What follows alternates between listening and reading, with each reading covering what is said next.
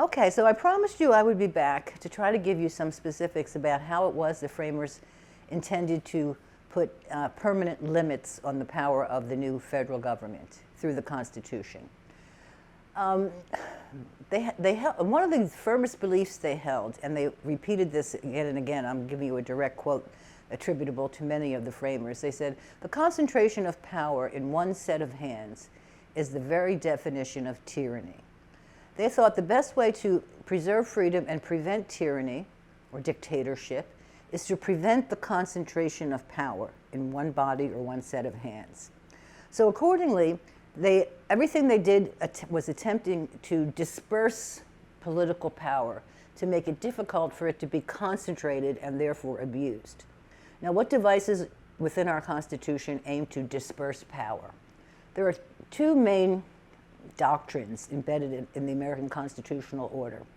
The first one is federalism, and the second one is a term you've probably heard, separation of powers. Combined, they attempt to disperse power in many different ways. Take federalism first. A federal system of government, now we think we mentioned this earlier, is one that is, another word for a federal system is a decentralized system of government. They wanted the opposite of centralizing power, so they created a decentralized or federal government, which means dividing the government up into different levels. We have the level of the United States government, which is up there in Washington. We usually call it the federal government. That's just become, the framers themselves called it, I like their term the best, they called it a general government. And that, of course, are the institutions in Washington, D.C., the U.S. House of Representatives, the U.S. Senate, the U.S. Executive, the presidency, the federal courts leading up to the U.S. Supreme Court, and so forth. That's the federal level of government. But we also have, at the time there were 13, but today we have 50 state governments. And each of those state governments has its own jurisdiction, its own area where it is sovereign. The U.S. Constitution, of course, establishes the U.S. government in Washington, but each of the 50 states has its own state constitution that sets up the governmental structure of its states, and they vary from state to state. Florida has its own constitution, so does Georgia, so does California, so does Minnesota, so does Texas, and so forth. Now, also within the states, government is further decentralized by what? We have county governments, cities, towns, townships, parishes, villages, and so forth. A whole levels of local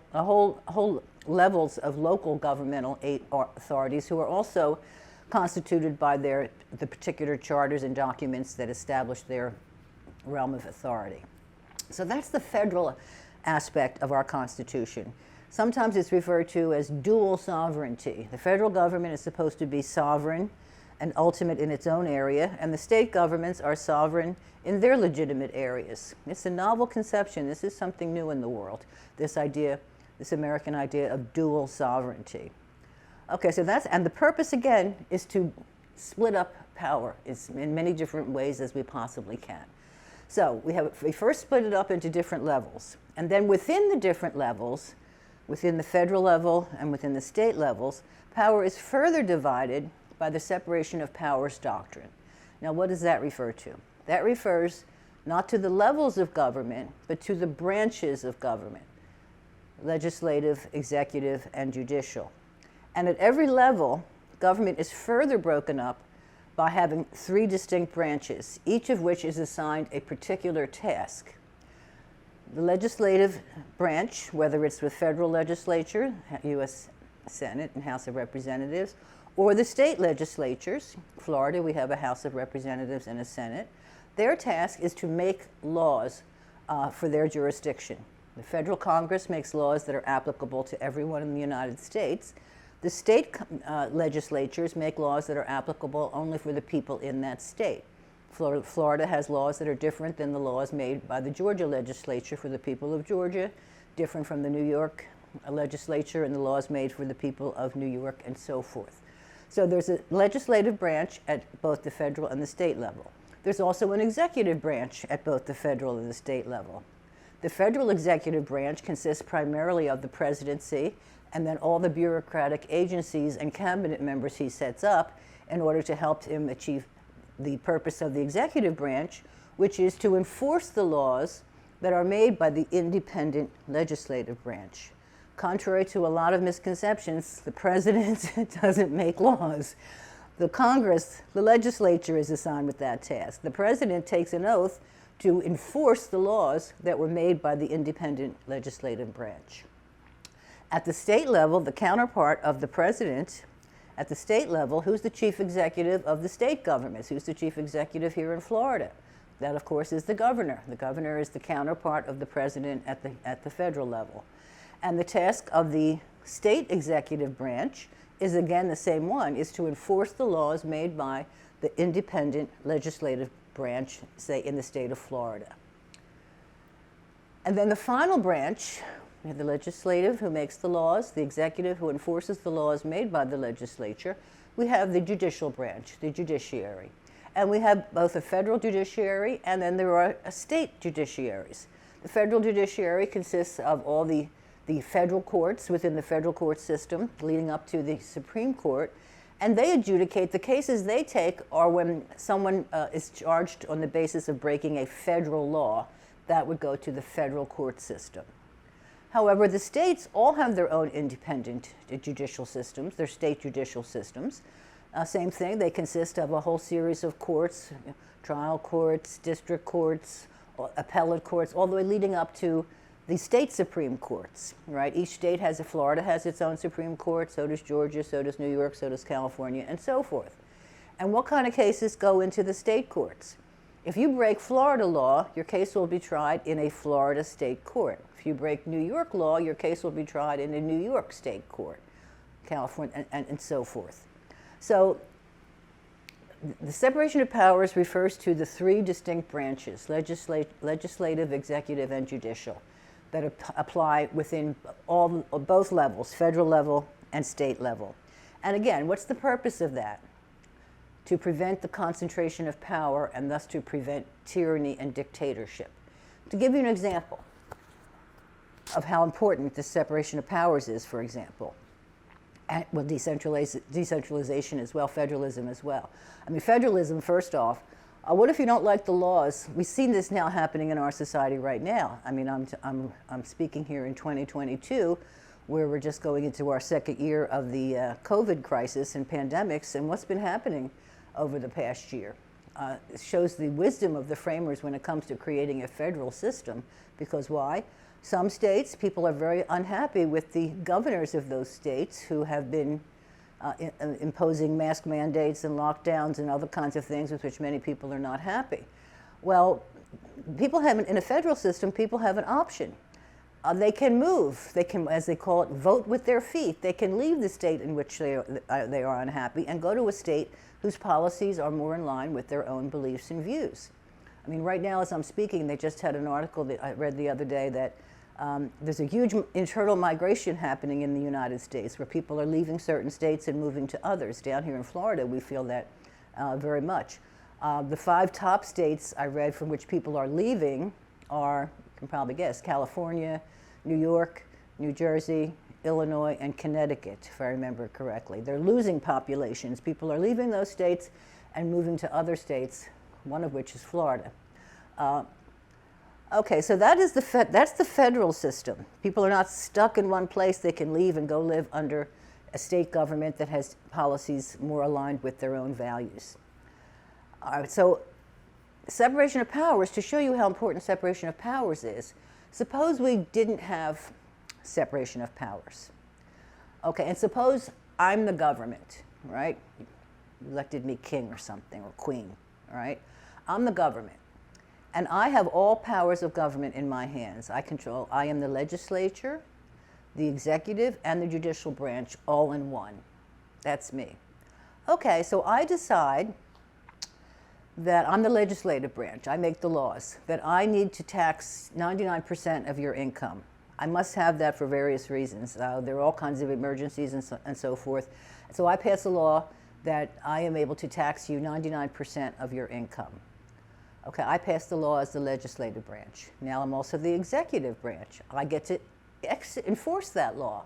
So I can send out the police and the army and the military and whatever I want to enforce that law that I just passed, taxing you for 99% of your income.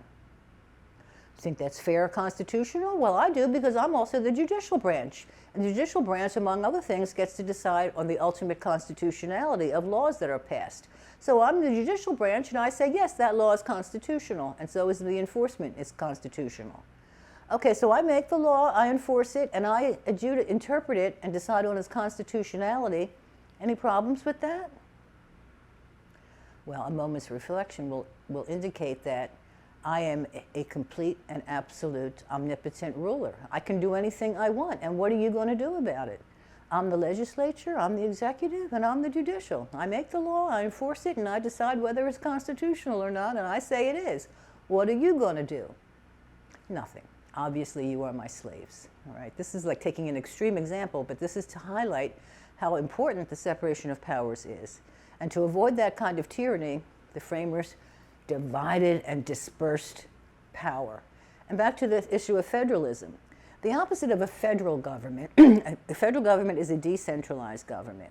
Its opposite is what's known as a centralized or unitary government, where all the powers of government are combined in one entity. It would be as if we got rid of all the 50 state governments, all the city governments, counties, townships, got rid of all of that, and the only government we have in the United States is the U.S. government in Washington.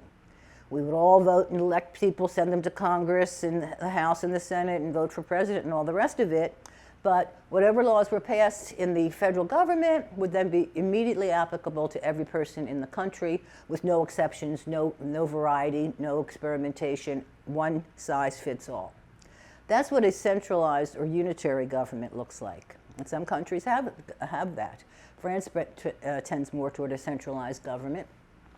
Germany, by contrast, has a federal government such as we do, where the different states, they call them Bundesländer, have real sovereignty and authority within their own jurisdiction.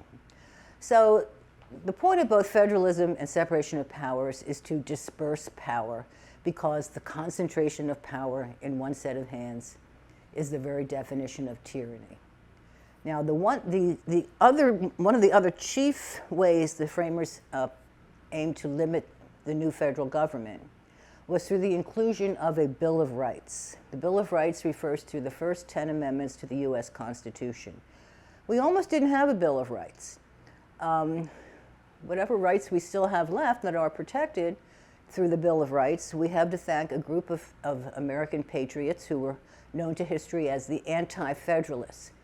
Remember, the Constitution, for it to go into effect, the plan was they drafted the Constitution and they sent it out to the various state legislatures, and the rule was that 9 out of the 13 state legislatures would have to approve it for the Constitution to become law. Well, there were a group of very, very famous and influential Revolutionary War patriots who were utterly opposed to ratifying the Constitution. And these people became known as the Anti-Federalists. The people who were in support of the Constitution were called Federalists. And the Anti-Federalists were very, very concerned about certain things in the Constitution. They feared that the real effect of this Constitution would be, in fact, to centralize extraordinary power in the hands of the new federal government, which they were opposed to. They wanted radical decentralization and just about all, most if not all, power to be reserved to the individual states. And they feared that that there was Patrick Henry, who was an Anti-Federalist. When he left the Constitutional Convention, history says that he said, he walked out and he said, "I smell a rat." He thought there were forces who were trying to create a more centralized government that the Anti-Federalists were set against. So they refused, many of them, to ratify the Constitution. Patrick Henry, George Mason, Richard Henry Lee, and there were many others. And so a compromise was reached. They only finally agreed to ratify the Constitution if a specific Bill of Rights would be included as the first 10 amendments. Now, what are the Bill of Rights? You know what a right is. A right is a moral entitlement to a certain kind of treatment against another person. Well, in the case of the Bill of Rights, who do we have rights against? In the Bill of Rights are our rights against the government. That's why it's part of the Constitution. It's telling the government what it may not do. These are negative rights, just like our normal rights, our private rights, life, liberty, our natural rights to life, liberty, and property. But the Anti-Federalists insisted on putting specific prohibitions on what the new federal government can do. And they are couched in, it says, First Amendment, for example. We'll come back to this, by the way, and go into it more as the course progresses. But I just want to sketch it out for you now. The First Amendment contains some of the most cherished American rights. It says, Congress shall make no law. Now, who's it referring to? Who's it ordering? It's ordering Congress, the people up there in Washington, the House of Representatives and the Senate. Congress shall make no law respecting an establishment of religion or of infringing upon freedom of speech or of the press or the right of the people peacefully to assemble and to address government, redress their grievances, and so forth, the right of assembly. So it's telling, in no uncertain terms, Congress shall make no law abridging freedom of religion, of speech, of press, and so forth, period. It's outside of their jurisdiction totally. Second Amendment, no law suppressing the right to keep and bear arms. And so forth. And then there are all kinds of other details protecting the rights of the accused in particular, and so forth. And then the final, the 9th and 10th Amendment, the 10th Amendment specifically says that the only powers that the federal government has are those that are specifically listed or enumerated in the Constitution. And if it's not given to the federal government by the Constitution, then that right is presumed to be reserved to the states or to the people to further ensure this federal dimension of our Constitution. And so the agreement was reached that the Anti-Federalists would ratify the Constitution provided this Bill of Rights was included. Now, why did they want a written Bill of Rights? Same reason they wanted a written Constitution. Maybe you don't realize this, but the Americans invented the idea of a written Constitution. There had been constitutions throughout history. And of course, today, if you go to England and if you're standing in London, you ask somebody on the street, does England have a constitution? What will you be told? Well, yes, of course we have a constitution. We have an ancient constitution, centuries old. And then you say, well, can I go see it? Can I go look at it? And they'll look at you, they will be puzzled because no, you can't go look at it. Whereas if you want to see the US Constitution, you can. The original Constitution is in Washington in the National Archives. You can go look at it. The original document is still there. But that's not the case in England, because why? The Americans invented a written constitution. The British have a constitution, but when they talk about their constitution, they are referring to a whole collection of documents from over the centuries, going back to 1215 and the Magna Carta, 1628, the Petition of Rights, in 1704, the English Bill of Rights, various laws passed by Parliament, various rulings by judges, and so forth. It's a whole collection of documents. The Americans were burned by that because when they tried to defend themselves against the British prior to the Revolutionary War, they were first to try to defend themselves on the grounds that they had historical rights and liberties of Englishmen. But they were told that the English Constitution had changed, that they were living in the past, they'd been gone 150 years, and since the time of American immigration, the British Constitution had changed, and Americans needed to get with the new program, which was something called parliamentary sovereignty. We'll get into this later. So the Americans were burned by this idea of a changing or evolving Constitution. And so when it came time for them to create their own Constitution, they said, no, our Constitution is to be fixed, unchangeable, and permanent. And especially the government, the body that's being governed by the Constitution, cannot itself change the Constitution. Because the law, think about it, if we could change the 10 Commandments, how binding would they be on us? We can't change them because they're given to us by God. That's how they're thinking, the framers. They're thinking they want to have a kind of secular equivalent of God's higher law given to government and imposed on it that the government itself cannot change. And that I don't want to get into too much detail, but there were two things they did toward that end. They created a written constitution. Would you rather have a handshake or a contract, right? You buy a house or a car. Oh, okay, well, here, let's shake hands. No, write it down in a contract, right? We all understand a written contract provides more security for our rights. And they also developed another American innovation, the special ratifying conventions. In order to have the Constitution ratified, the easiest thing to do would have been to send it to the existing 13 state legislatures and having them vote, and if 9 voted, then the thing gets passed. But they didn't do that. Instead, they instructed the different states to create special constitutional conventions and elect delegates from their states to go to these state constitutional conventions. The representatives of the people were supposed to vote on whether to ratify or not ratify the new Constitution. But the minute they voted, the instruction was that the convention had to be disbanded. It went out of business. Now, what did that do? It made the people, we the people, the fountain of authority for the Constitution. Through the people's representatives in their conventions, they voted yes or no. So the people are the ultimate creators of the Constitution. But the minute the Constitution was ratified, everybody's hands were tied because the convention was disbanded. And that means that even the people, even the majority, even if 100% of us wanted to eliminate free speech, for example, we couldn't do it because the law says, because the Bill of Rights says Congress shall make no law prohibiting freedom of speech. So we can't do it even if 100% of us wanted it as Americans. The only way we could do it is to have an amendment where it went through the official amendment process of repealing the free speech provisions of the First Amendment. So the point of that is that this was their method of authorizing the Constitution through the people, but then once it was authorized, making it a binding permanent document that could only be changed with difficulty with 75% majority down the road. In all free states, the Constitution is fixed, said Sam Adams. And that was the decided view of the founding generation, and that's what they attempted to do. Now, later on in the course, we will talk about how we have lost the old Constitution in large part, not through the process envisioned by the framers of amending the Constitution, but rather through constitutional interpretation. And we'll get back to that in Book 3. So anyway, this is the conclusion of Book 1, Freedom, Law, and Rights. All the information for your exam, Exam 1, will be contained in these first lessons, and the lessons themselves are a summary of your textbook. So please let me know if you have any questions or concerns. And next time we're going to move to Book 2, which is changing the focus slightly, but extremely interesting topic, Freedom and Economic Order, where we will discuss the kind of economic arrangements that are and are not compatible with the free society.